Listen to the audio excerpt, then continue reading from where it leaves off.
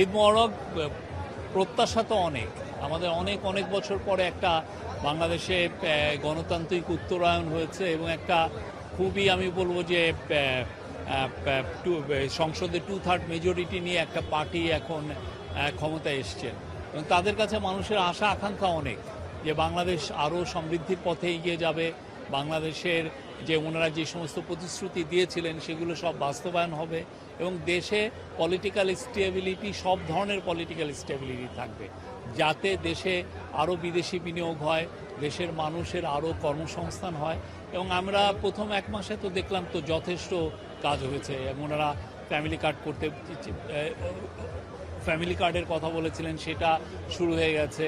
Farmers card হয়েছে, ফার্মার্সদের ঋণ মওকুফ হয়েছে। অনেকগুলো কে যে যারা নিয়ে কর্মী, কি যেন রাস্তাঘাটের এই কর্মীদেরকেও তো দেখছি যে তারা প্রথমবারের মতো বোনাস পাচ্ছেন। তা আমি মনে করি যে অনেক প্রতিশ্রুতি ওনারা রাখছেন এবং সামনে আরও রাখবেন।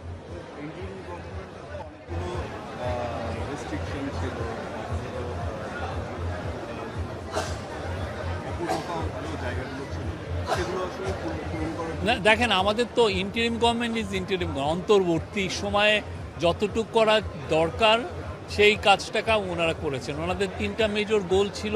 একটা হচ্ছে আপনি জানেন রিফর্ম করা, আরেকটা হচ্ছে বিচারের ব্যবস্থা করা, আরেকটা হচ্ছে ভালো একটা ইলেকশন আয়োজন করা।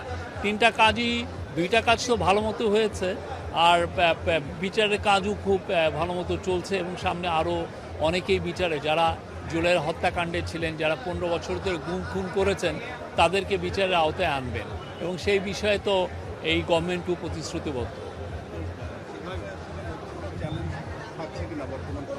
আমি চ্যালেঞ্জ তো সবসময় আসে, যে হঠাৎ করে ইরান ওয়ার এসে গেল, চ্যালেঞ্জ তো থাকে, কিন্তু যেটা হয় কি, আপনার যদি ডেমোক্রেটিক ম্যান্ডেট থাকে, চ্যালেঞ্জগুলো উত্তরণ করাটা খুব ইজিয়ার হয়।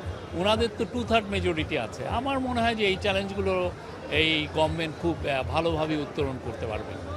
কালার এক্সপার্ট এবং ডার্ক স্যাপ সমৃদ্ধ অরিক্স অ্যাডভান্স ডিটারজেন্ট পাউডার, আপনার লন্ড্রি এক্সপার্ট।